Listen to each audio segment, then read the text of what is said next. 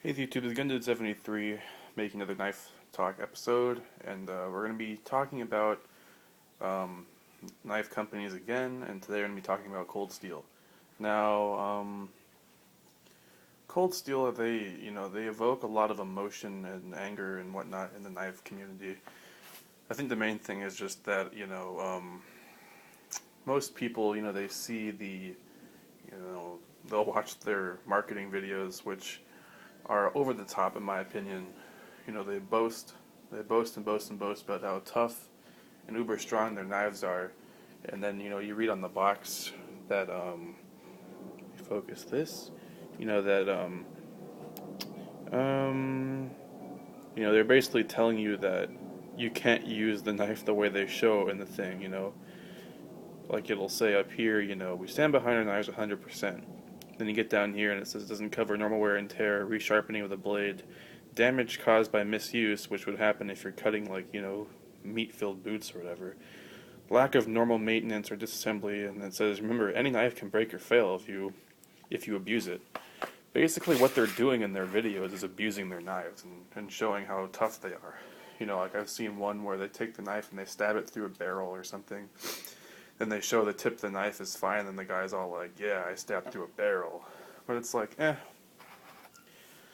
So I think that's a bit of an odd contradiction, to basically show people on one hand that the knives are uber tough and will take a beating like that, but then that they're not going to cover that if you try to replicate it, you know?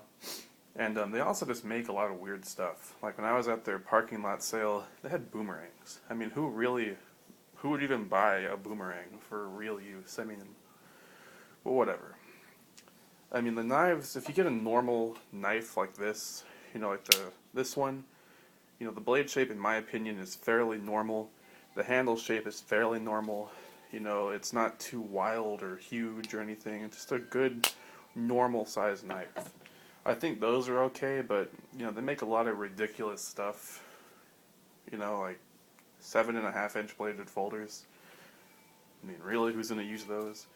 But, I don't know. I think I used to just straight up hate Cold Steel, but after going to their parking lot sale and handling a lot of their knives, like I handled this, and I thought to myself, wow, this feels really good in my hand, and I liked it, and the price was right. It was only like $45, so I mean, for $45, for this one at least, you get a 4-inch bladed knife, you get an awesome blade shape with a great finish, great ergonomics that fit my hand very well, and you get a very tough lock. I mean, there's not much to complain about, except for me, this would be like an absolute perfect knife if they dropped in like G10 or carbon fiber.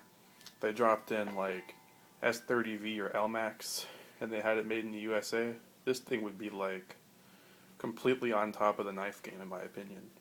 But the materials, and the country of origin, at least in my opinion, hold it back from being something that's like mythically like an XM18 or something, People just say, oh, it's the best knife out there. But it's great for the money, honestly. I'd say if you don't like Cold Steel and you haven't tried one, I'd honestly say to try one before you just diss them.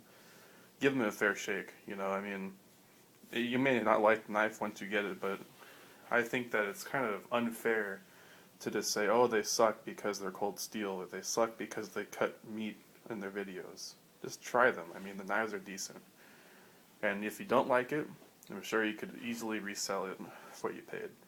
So that was another episode of Knife Talk. Thanks for watching, guys. I really appreciate all the views. Requests are welcome, and I'll see you in the next video. Bye.